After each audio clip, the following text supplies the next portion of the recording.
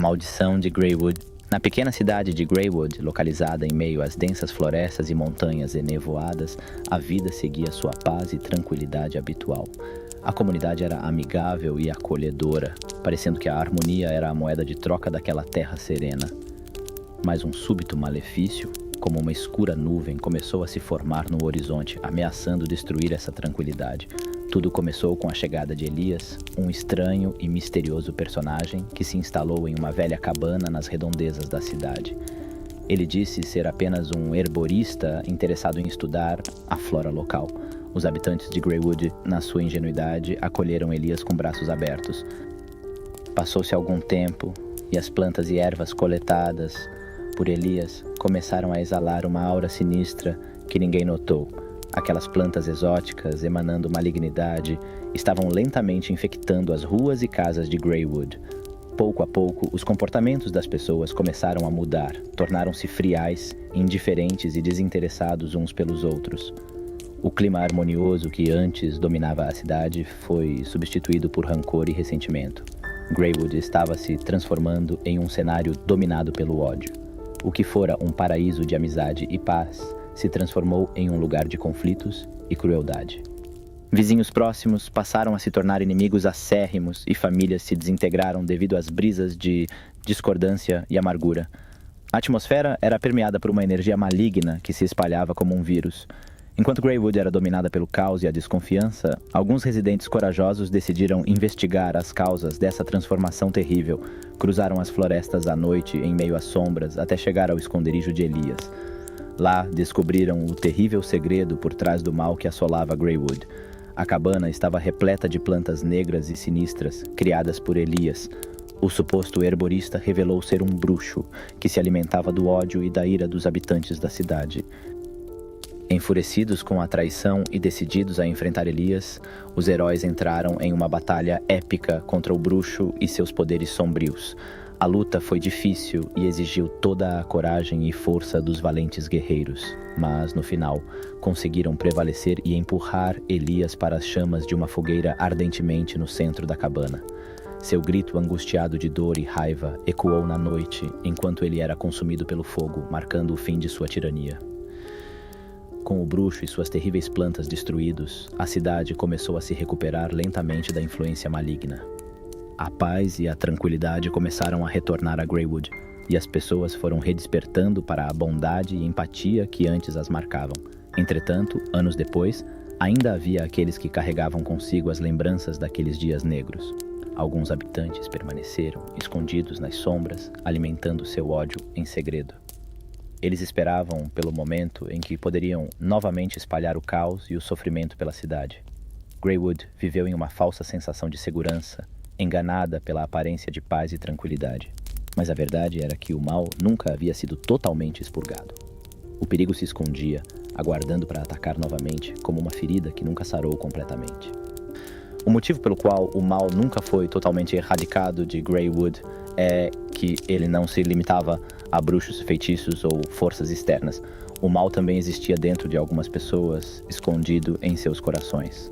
Alguns indivíduos escolheram a maldade por conta própria, como uma espécie de libertação de sua verdadeira natureza. Por isso, a luta contra o mal nunca teria fim. O mal pode surgir em qualquer momento sob a forma de um rosto conhecido ou estranho. A cidade, embora aparentemente recuperada daquele terrível período, ainda era um local em que o mal assombrava nas sombras.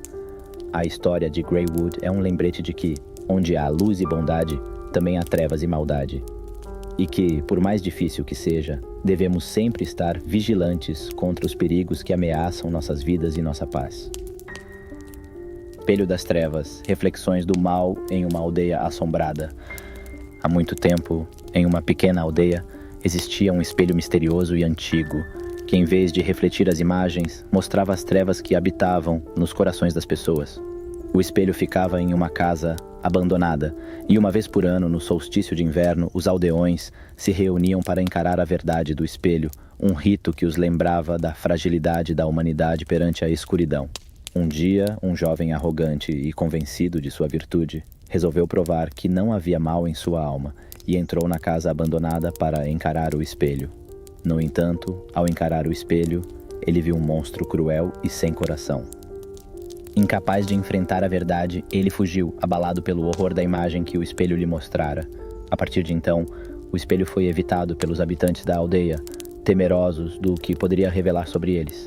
Mas a lenda do espelho se espalhou, transformando-se em uma história contada em noites de tempestade, um lembrete assustador da verdade que nem sempre estamos dispostos a enfrentar, que o mal pode habitar em todos nós, à espera de um momento para surgir e mostrar sua face.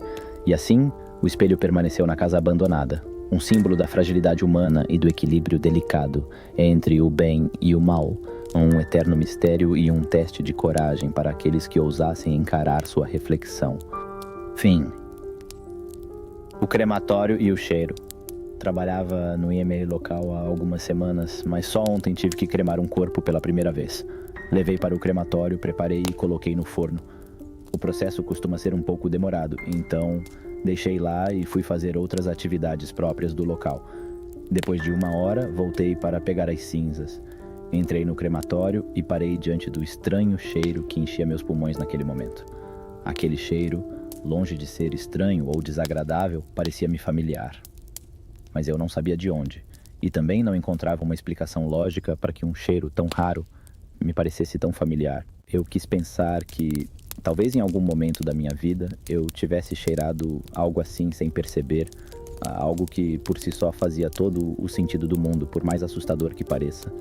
Nos dias seguintes, eu tentei esquecer tudo, ignorar, mas era impossível para mim trabalhar em um lugar como esse, pois toda vez que eu cuidava do crematório, toda vez que aquele cheiro invadia meu nariz, eu não conseguia deixar de pensar no quão incrivelmente familiar me parecia. É como quando você vê um rosto na rua ou na televisão, um rosto que você tem certeza que já tinha visto antes, mas não se lembra onde e passa os dias tentando lembrar de onde conhece aquele rosto. É uma sensação semelhante, mas muito mais forte. Acho que eu estava simplesmente ficando louco. Então decidi me mudar e mudar de emprego. E os motivos foram muitos. O maldito cheiro e uma casa que minha avó tinha me herdado depois de falecer. Queria me assentar em um lugar fixo e assim arrumar um pouco mais a minha vida e esquecer o que aconteceu. A casa não era realmente grande, mas tinha espaço suficiente para abrigar uma família pequena. E 2 andares eram mais do que o suficiente para mim. Remodelei a casa para deixá-la mais aconchegante, livrei-me dos móveis antigos da vovó, pintei algumas paredes e limpei todos os cantos possíveis da casa. Fazia anos que eu não visitava aquele lugar, então estar lá me trouxe muitas memórias. Uma delas era o porão que eu nem lembrava que existia. Então lá estava eu, alguns anos depois, em frente àquela velha e descuidada porta de madeira que levava para o porão. Peguei na maçaneta e abria lentamente, esperando que da escuridão saíssem muitas mais memórias que estavam escondidas dentro da minha cabeça. Mas em vez disso, meu nariz e pulmões encheram-se com um cheiro que, outra vez, me parecia estranhamente familiar. E um sorriso enorme apareceu no meu rosto. Finalmente tinha lembrado de tudo, daquele cheiro. O grande mistério dessa história é a carne de quem que a vovó usava.